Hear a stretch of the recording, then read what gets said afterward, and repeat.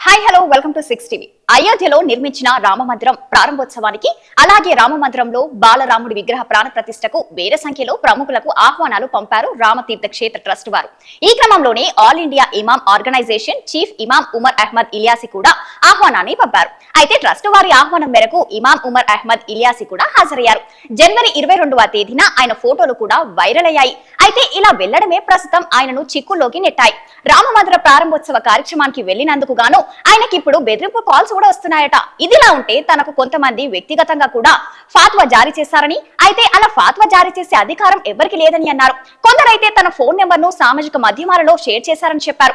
దానివల్ల తనకు వివిధ వర్గాల వారి నుండి బెదిరింపు కాల్స్ వస్తున్నట్టు పేర్కొన్నారు. అంతేకాక కొన్ని మసీదు అథారిటీలు తనను బహిష్కరించాల్సిందిగా ఇమాంలను కోరినట్టు కూడా తనకు తెలిసిందన్నారు. రామ మందిరంలో రామ్లాల ప్రారంభోత్సవానికి వెళ్లడం అనేదే తన జీవిత కాలంలో బిగ్ డిసిషన్ గా ఉండిపోతుందన్నారు. ఇదిలా ఉంటే బాబ్రీ మసీద్ కేసులో ఇమాం ఉమర్ అహ్మద్ ఇలియాసి కూడా ఒక పిటిషనర్ గా ఉన్నారు. అయినప్పటికీ ఇమాం ఉమర్ అహ్మద్ ఇలియాసి భారత ప్రధాని నరేంద్ర మోడీ పైన, భారతదేశం పైన ప్రశంసల జల్లు కురిపించారు. నరేంద్ర మోడీ నేతృత్వంలో భారతదేశం పురోగతి వైపు పరుగులు పెడుతుందన్నారు. ఇక భారతదేశం విశ్వగురువుగా మారడానికి ప్రయత్నాలు జరుగుతున్నాయని, అందుకు దేశ ప్రజలంతా ఐక్యతగా ఉండాలని చెప్పారు. భారతదేశం సర్వధర్మ సంభవం అని కీర్తించారు. మరిన్ని లేటెస్ట్ అప్డేట్స్ కోసం చూస్తూనే ఉండండి 6 టీవీ.